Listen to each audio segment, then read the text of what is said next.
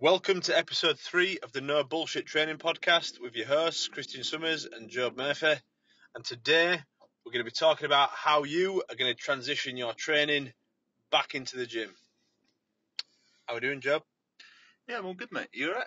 Yeah, sweet, man. For all those that don't know, Job has now moved up to Huddersfield, staying at a friend's. Soon going to be going into rented accommodation and eventually going to buy a big fuck off outside. Yeah, I'm thinking 5-bed jacuzzi. Pool. Jacuzzi. You know, sauna. Fucking jacuzzi. Awesome. You know, mate. Right then, so I know Job recently has been getting his teeth synced into some of this programming for returning back to the gym anyway. So do you want to kick it off and maybe mention a few things that you think are vital, things that need to be taken into consideration when you are transitioning back into training the gym, or any other thoughts you've got? So with me, I've basically, with the clients that I've got and with people coming back to the gym on April 12th, I will be starting off maybe at a lower frequency than a lot of people would expect, just because it's just the stress factor that you're putting on the body when you're coming back to the gym. So the load's going to be higher than your body weight workouts. Well, some of them will be on body weight workouts, and generally you want to be developing a good technique with the new exercises that will be in your program. So a lot of people will come back and expect to be at the same level that they're at, but unfortunately, because your stress levels have been down. So what I mean by stress is like the amount of work you're doing in the gym will be significantly higher from what you have been doing.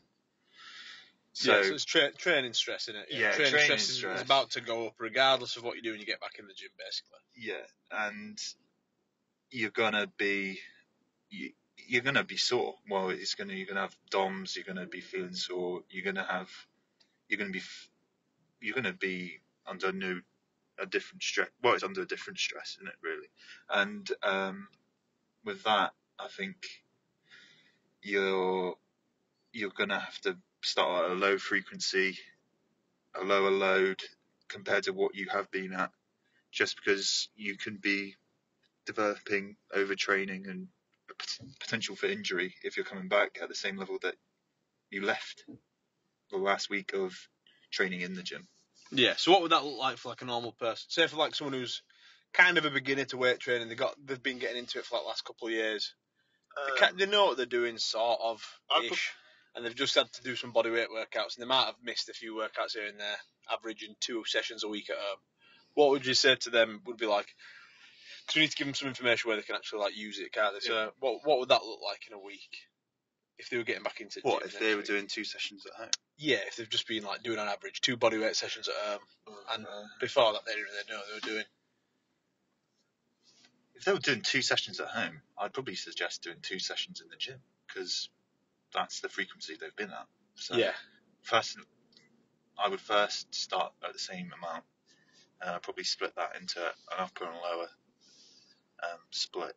Or you could even do 2 whole body sessions. It depends. Yeah, man. It depends on the person. I'd probably do an upper and lower, and then just get the fundamental movements in there. So hip hinge, lunge, squat, push, pull, carry, and some core work, and get them implemented into the program. Develop a good technique, so good movement patterns, control through the movements, and just good rest periods. Yeah, I think that makes sense. And like, obviously, because we're speaking to a lot of different people here, if you're someone that usually trains like a bodybuilder style approach where you do like a push session, a pull session, legs, a day off, repeat, but through lockdown you've either been doing fuck all training or just training like 2 or 3 days a week, bodyweight stuff, or some light dumbbells that you've picked up off your mates, or like a set of bands, I probably wouldn't go straight back into push, pull, legs, repeat. It probably makes sense to do similar to what Job says. Mirror the frequency of training that you've been doing at home, so mirror the amount of days you've been training at home, and just do like an upper lower. just for the first couple of weeks, just so you can, like, essentially you want to get back to the goal is, isn't it, to get back to your previous best as fast as possible without hurting yourself, basically. So there's no need to do a full, if you haven't been doing it in lockdown, doing like a full pull workout or a full push workout, absolutely smashing yourself to bits, and then you can't train that movement for like another 10 days or something. You may as well go for the, like he says, full body or upper lower, something like that, and then you can get your frequency and essentially get your strength back up sooner. And I also avoid training to failure. So a lot of people will go back and they'll train to failure, and then they'll be burnt out, and they won't be able to. They'll need a recovery rate of, like you say, it could be potentially 10 days or something like that. It could be completely. Yeah. You could be completely fucked. Yeah, your body will just be aching like fuck, man. And that's the potential for injury, and you're not going to be able to. Instead of progressing each week, you're going to do that first week, and then it could potentially be. Well, some people can take 2 weeks to deload. Some people, for like a proper hard week of training, it could take 2 weeks. Well, it could potentially be 2 weeks deload. Yeah, I don't. If you haven't been training loads and you're going hard, I don't think you'll necessarily need like loads of weeks to deload it necessarily. But I think it'd just be managing how bad you're aching, man. Because you don't really want to be training the same muscle group if you're aching like fuck. Your movement pattern's going to be fucked up. You're going to be tight, and you're probably not going to be. You're not recovered from the first one. So it's just a case of managing that. Yeah, and you're not going to want to go to the gym if your DOMs are that bad as well. If you're like, you're not going to be able to do much, are you? Nah. But I know for a fact there's going to be a couple of people listening to this and then do it. There are some sick bastards that just want to get back in there and fuck shit up. Now, if you want to do it and your justification is it's good for your head, then go knock yourself out. I mean, you feel better for it mentally that you're training hard back to it. But if you can, it'll take more discipline. Hold back first couple of weeks and just ease it back in. Like Job says, push pull, upper body push pull, lower body hinge, lunge. I mean, a squat, a carry. If you can't think of examples for that, I'd say upper body. If you're strong enough, I'd say pull-ups. It's a good example. Or a horizontal row, like a bent over row. Or a supine row, which is like chest to bar, for those that don't know what that is. And then for your pressing, depending on what level you're at and what exercises you're used to, and this is another thing. In these first couple of weeks back, pick exercises that you are comfortable with, ones that you've done before. Because if you haven't done them for a long time, it's an exercise you haven't done for ages, and also you weren't that good at it anyway. If you go in and load it up, even to a weight where you're not going over the top, the risk of injury is there as well, and I think you're just wasting your time. So picking exercises that you know that you're comfortable with, hit them movement patterns, get in, get out, move on to it next week, and slowly increase the number of sets or slowly increase how close do you get to failure. I'd say that. Yeah, that's pretty good. Yeah, spot on. Pretty much it. Yeah, sounds good. Right. That actually took us a lot less time than we thought. I think. To be fair, I want to play devil's advocate to this actually, because I think a lot of fucking people and PTs and stuff are trying to make it out to be more complicated than it is. This returning to the gym, and they're selling loads of crazy shit off it, man. And it's like, end of the day, just do enough to progress when you get back, without fucking your shit up, and you'll be all right. And if you need any help and you're wondering how to structure your first couple of weeks back, message me or Job. Job's, what's your Instagram? Murphy.training. Murphy.training or cjsummers.training. Or you can even just message the podcast, which is at, what is it? I don't know. At bullshit training. At the bullshit, no. No, the no bullshit training podcast. There we go. Yeah. Or should I announce where I'm working at? Oh, yeah. So this is big news. I don't know how the fuck we didn't start with this. Big news. Job, you go for it, man.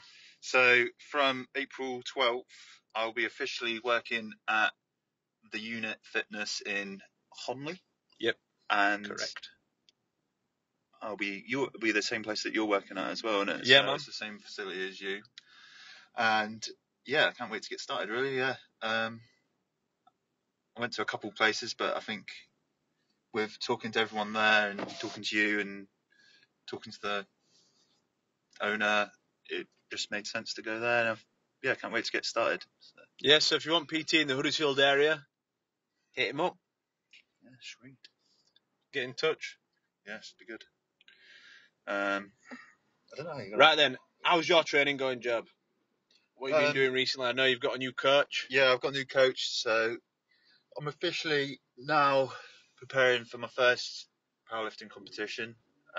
So I thought I should get a coach just because it was a good thing to do, because obviously I want to have a structure, and I want someone to be telling me what to do in lead to the competition. So my new coach is Aaron Kroll. So he's the Animal Kid on Instagram. So he is doing my prep towards the competition.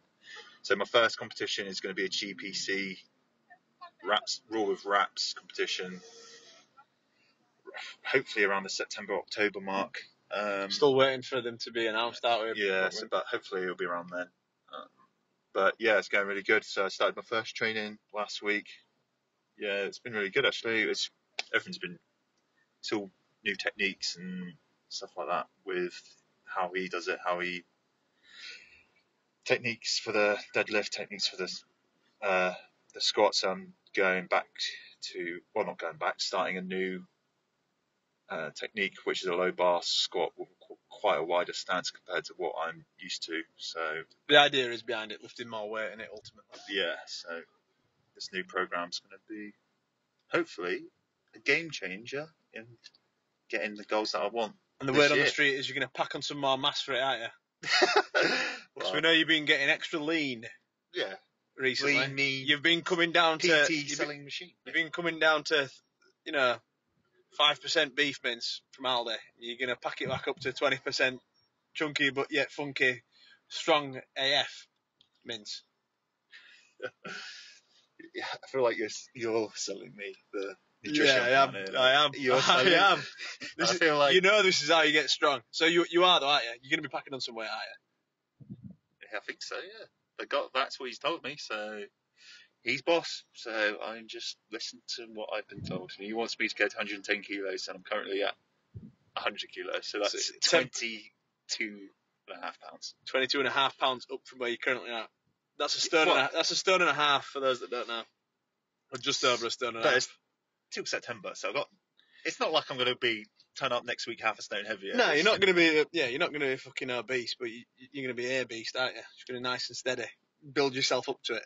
Very good. That's awesome. And for people that are listening, you're probably thinking, why is Job? If Job's such a good coach, why has Job got a coach? But there's something to be said for just being the athlete in there and just going brains out, being told what to do by someone who you respect, who's good at what they do as well, and just fucking getting to work in it. Yeah, and I think not everyone knows everything. So there's something to be learned from everyone. So there's different methods going forward. If I learn something new from him, I can apply it to my clients. But does it mean I'm going to be with this guy forever?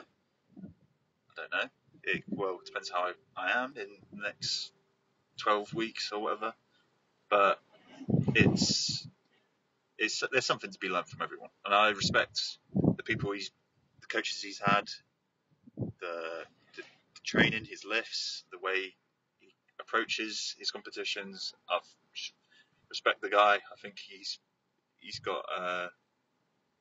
definitely got something to be learned from him, and I think if I can have an ounce of if I improve, then I've learned something, haven't I? So, and it's going forward, I can apply it to other people, and I think it'll be good to just learn be with someone new. So awesome. Yeah, and to be fair, this kind of ties into the return to the gym stuff that we were talking about before as well. Bearing in mind, Job's trying to get as strong as he possibly can do this year. And what's your first week of program been like in terms of weight selection? Yeah, it's been the frequency. The frequency, it's the volume actually more than the frequency. It's the volume is so low and the load is really low. Yeah, so the weight, it's all technique work. Really. Yeah, so the weights. So Job's. I'd consider Job like an experienced lifter. and he's been training through lockdown with with a decent setup, and he's starting a new program, and he's going light and working on technique. So, what does that tell you? It tells you if you haven't been training for a long time, you best be going light, working on technique. If your goal is to get as strong as possible with the barbell lifts. So yeah, that's fucking awesome, to be honest. Yeah. And so what are you doing recently this week? Oh me, I thought you'd never ask. I know you like talking about yourself, so I thought I'd give you that question. I mean, we haven't got all the time in the world. We cap it at an hour, so don't get too into it. So okay. chop. I'll cap it at an hour. Nah, yeah, training's going all right, man. So last week I did a deload. Week prior I did some AMRAP sets. Went pretty decent. I matched my previous deadlift PB for 210 for 8 reps, which I haven't done since January 2019. Which is the year I fucking spacked my back if you listen to the last podcast. And then I hit a floor press PB just because I didn't push the bench press in the last training block too much because of a bit of a shoulder issue I had. Hit a floor press PB of 122.5 kilos for 10. And then I hit a squat PB of 145 kilos for 10 as well. PB City? That was PB City, and then matched my PB with the squats. With deadlifts. And then, but after my deadlifts, I went to Snap City a little bit. I wasn't honestly feeling it that day. And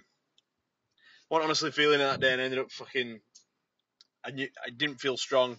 I went to the toilet partway through my warm-ups, came back, my back was aching a little bit. I pushed it anyway, which I do not want you guys to do. And my back was just aching for a good week after. So this last week, I just kind of had a bit of a deload, which was planned anyway, and just slowly ramped things back up. So back into full training now. Now I'm going to do some heavier stuff, so some threes on deadlift, squat, and bench. And yeah, man, just fucking training's going good, and just trying not to snap my shit up. I think as long as I don't get injured, I get stronger. That's the main thing, isn't it? Which is easier said than done. Well, but yeah, just that's pretty much it, man. That's good. But yeah, training's going well. I feel like I'm getting quite heavy now. Nearest the heaviest I've ever been. Yeah. Yeah. Lightweight. I'm feeling heavy. Yeah. Yeah. But which, do you know what I mean? What weight are you at the moment? People want figures. Yeah, they do want the figures, don't they? Yeah. So in stone, I'm 15.5 stone as of this morning, which is the heaviest I have been. I didn't even reach that last year. Last year I got up to 15 stone 6. This is the heaviest. I think this is the heaviest I've been since 2016. Sorry, since 2016, 2018 when I did my last comp, and I got about 3 or 4 pounds heavier than this. So this is the heaviest I've been in a long time. Do you feel better though at this weight than you did last time? Chilling, I feel like an absolute blob. When I'm lifting weights, I feel class. Ah, that's good. But you did say that last time when you was at this weight. Yes. I remember it quite distinctively. You saying the same thing. Yeah, that's it, man. That's it. Like I'm used to being quite light. For those that are listening, I usually if I just ate what I wanted to and just trained normally, I'd probably weigh about 14 stone, maybe slightly over. For me to be 15.5 stone, even though I'm relatively tall, I'm just over 6 foot. I have to feel like I'm eating like a pig and I'm a bit of a blob. That's weird though, because you know how you're naturally lighter. I'm the opposite of. Yeah. I naturally want to carry more weight. Like, there's no problem with me being 125 kilos and be like, easy. This is my natural. Yeah, true. I can just have natural appetite. Yes, so me and Job are pretty much meeting in the middle. But to put that into context, Job's 6'6.5", and I'm 6 foot and maybe half an inch on a good day.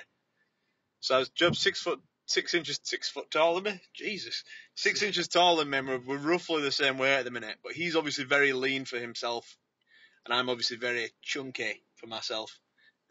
Chunky yet funky. Chunky yet funky, but like, don't get it twisted. This is all just for performance purposes. I wouldn't be doing this if it wasn't for trying to essentially be as strong as I possibly can be.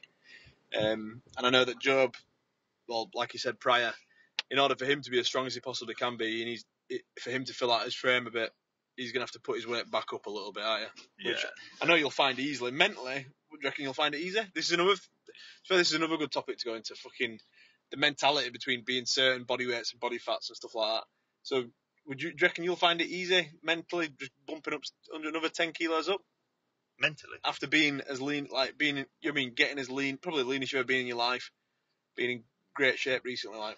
how are you going to feel about putting on 10 kilos? Apart from obviously performance, because I know that's going to go up. I'm not going to do it. Well, in the past, I did, the dirty bulk. Yeah. You know, put on as much mass as possible, not really care about the fat fucking percentages. curly fries and fucking meat factory beef mince.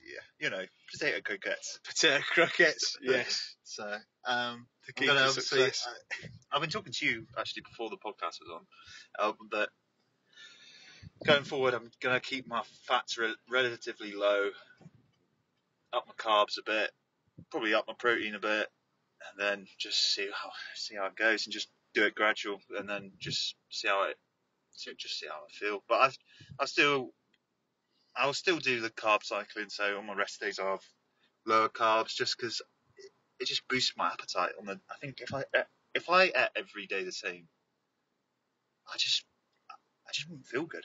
I think it's actually really good for me that I just have that break from eating as much food as I do, and it just boosts my appetite. For those that training so it makes me feel good during the training session. Yeah, for those that don't know, if Joe, you just explain carb cycling. It's not some. By the way, guys, this isn't something you have to do to lose body fat or anything. But this is just Joe's preferred way of dieting, right? Yeah, well, for me, I just don't like eating the same amount every day. I like having a bit less on my non-training. Well, basically, I'll explain it. Is you have carb cycling. Is you'll have a low day of carbs, a medium day of carbs, and a high day of carbs, and then you cycle them days throughout the week. I do it so during those days, my highest amount of carbs will be on my highest loaded workout. So like a lower body workout, so like a squat workout or a deadlift workout. And then the medium will be on my upper body workout, and then the low will be on my rest day. So then it kind of inlines with the amount of expenditure that I'm working on that day. Yeah, so you're fueling the sessions appropriately based on how much food you're eating. Basically. Yeah, man. Yeah. And you fucking love it, don't you? You've actually had a couple of your powerlifting clients do that as well, haven't you? Yeah, some of my powerlifting clients, they just rate it. I think people just, for people who are like strength athletes or who are into strength training or working out a lot, when I did daily macros and had the same amount every day, on the days that I trained, I don't know, around that hour mark, if I was training over an hour, I just felt a bit burnt out, and not burnt out, but I just didn't have the energy during the workouts. And then then that goes to fueling around the workouts. I just need more carbs around the workout. Well, I not need it, but I just feel better. My performance in the gym's better when I have more carbs. Yeah. And I think when you do like gradual carbs throughout the day, I just don't feel as, in my personal experiences, I feel that it's not as good in your performance in the gym. So there's a lot of literature that, there's a lot of books, like some of the Leon Norton books and stuff like that say to fuel around the workouts and stuff like that. Yeah, man, it makes sense, and I get it, because it's like when you're just having like high calorie, high carb meals all the time, you can feel sluggish and tired. Like I'm there now. I think not all the time, but sometimes I'll feel a bit tired when I'm eating a lot of food on my days off. But obviously that's because my food's so high now. Like I could not fit more food around for me, I'm already having way over 100 grams of carbs after a train. Yeah. Similar before a train. Carbs during a train. It's like it's already that cram packed. If I ate any more around that time, it just caused me the toilet would just get punished. I probably wouldn't feel great. Yeah. But I think when you're in a position like yourself where your food's not ridiculously high at the minute, is you're in a good position where you can do that and kind of keep it like that. Like, to be honest, I'd prefer that. I prefer not eating loads apart from around maybe after a train in the evening as well, just for general day as well. Because obviously feeling sluggish and that, after a high carb meal, even if it digests absolutely miraculous, very well, you still tend to feel you can feel tired after, can't you?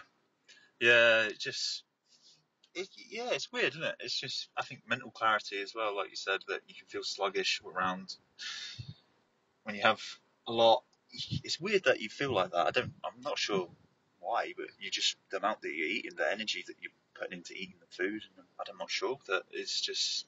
Yeah, I think I'm not entirely sure on the mechanism behind it, but yeah, we just know that you do get a bit of a energy dump, don't you, if you overdo it in one meal.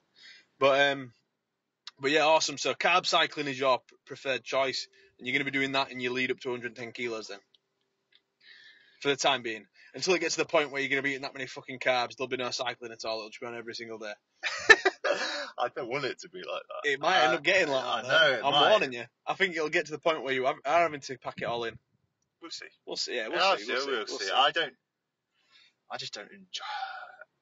I've got to the point where I've been doing it for so long, but I don't know if I won't enjoy it. You might not have to enjoy it. I know. You don't have to enjoy it. I think you'll just do it anyway. I think if you've got to gain a certain amount of weight, I think you'll just do it anyway.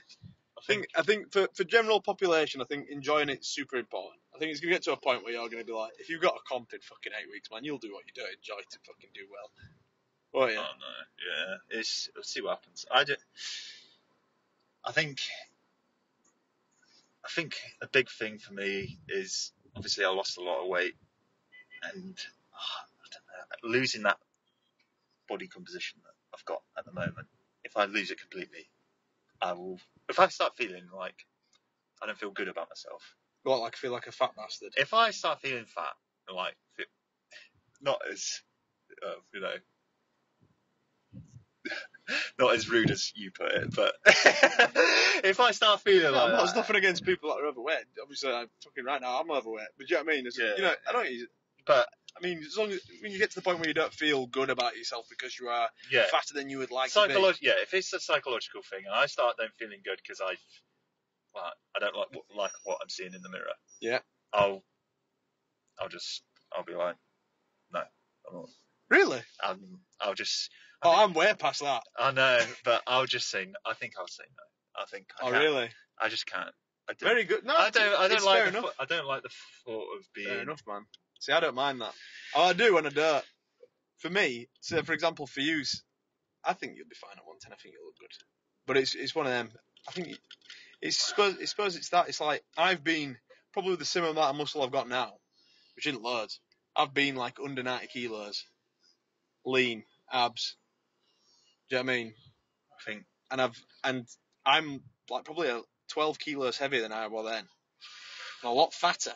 And I do not look as I do. I'm not looking. You're worrying me a bit. I'm looking pretty sexy, but I'm not like fucking. I'm not looking mint. Do you know what I mean? I'm a bit of a peg. But I'm willing to do that because I care more about getting better on my lifts than I do the way I look right now. I suppose times might change. There might be a point in life where I change my mind. I might. To be fair, I don't know. Right now I'm there. You don't know, do you? But I've never done a clean, steady weight increase like the way I'm going to do it. So yeah, true. I don't know what's going to happen. Yeah, so true. If I can keep some sort of and the weight class is the weight class is 110, isn't it? Yeah. So is it 110? It's 110 and below, not 109.9. Either way, you're doing that weight class, aren't you? Yeah, I'm gaining weight. Yeah. You're not going to do the fucking. What I'm saying is, you're not going to get to 110.5 and do the 120s, are you? No, fuck no. 120s, even though I'm getting 20 kilos. I might just undo all the whole, you know, all of it. Pointless. Last 2 years. Yeah. Gone. I don't mean that. I mean, you wouldn't go to like 110 or 11 and fucking. You're going to make sure you're under 110 still, aren't you? If you have to be for the comp. It was 24 hours weigh-ins in it, so even if I'm like. Yeah, this is getting stupid.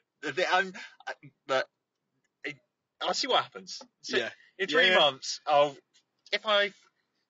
probably be if I like £1 a week steadily. Right, I want anyone. Right, okay. I think Job should go up to the 120s, me. I think he should get up to fucking 20 odd stone and fucking pack on some serious mass. The guy's 6'6.5". He's like the size of the strongman you see at Christmas in terms of height. I say we get him to pack on some serious mass. If you think Job should pack on some serious mass, I want you to share the podcast and put hashtag pack on the mass and then tag Murphy.training in the podcast. Hashtag pack on the mass. If you want Job to pack on some serious mass and see him deadlift over 300 kilos this year, you're gonna share it and tag that. Yeah, and then if you don't, say be a hashtag don't be fat. But that.